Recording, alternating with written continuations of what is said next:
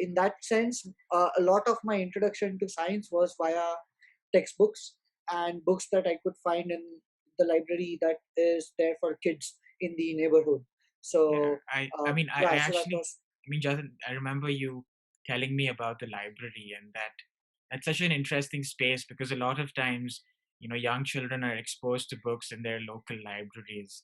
I know growing up in yeah. India, we don't have a very good public library system, but that's something Hmm. that would be really nice. But there was a story I remember you telling me about, about your dad taking you to this particular library, and this was the first time you were exposed to sort of books that were so Right. diverse, and there was a reasonable collection. But can you tell us uh, about this particular library, and maybe a book or two that really got you hooked to reading about science in general, and maybe space in particular?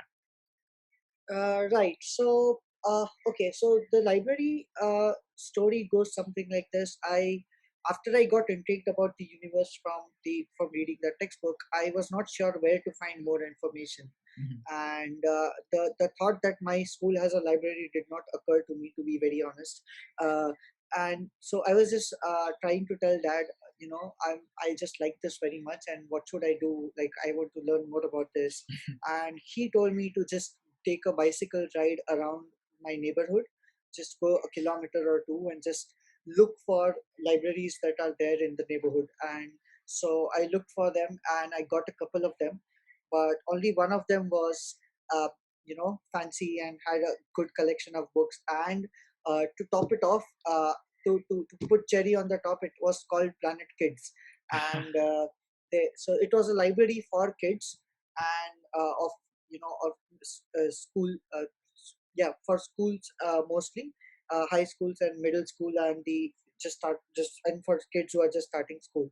So it was a library for kids, and I found a lot of space books there, Mhm. especially on topics which were just starting to introduce me to further things in space exploration beyond what I had already read in the textbook. And so there were things like, I don't remember specific books, but I do remember that there were books on planets, Mm. and that was about the same time where when Pluto had been demoted by the astronomy community from a planetary status to a dwarf planet. Wow. So as a kid, that was interesting. Like, how can something just not be a planet anymore? I mean, so there was that. So there were books on planets. There were books on life in the life in space for astronauts, for instance. So that was also pretty intriguing. And then there were books. There was one book on the Hubble Space Telescope and what it had found in the universe thus far. So Mhm. there were some really pretty pictures in there, and information to go along with what those pictures really meant anyway, and things like that. And as I grew a little older, 2 or 3 years into that, so I had, by that time I had consumed all of the books in that library. And I was looking for something more, and at that time I realized that uh, the the people in the neighborhood who get all these what do you call it, these used books, right? So used bookstores and used magazines and stuff. Mhm. So I started going there because I just looking for something related to space that I could find. And then I stumbled upon a Scientific American issue, and that was my introduction to Scientific American. I did not know it existed before. I just saw a picture of something related to space on the cover of the magazine, and it looked intriguing, so I picked it up.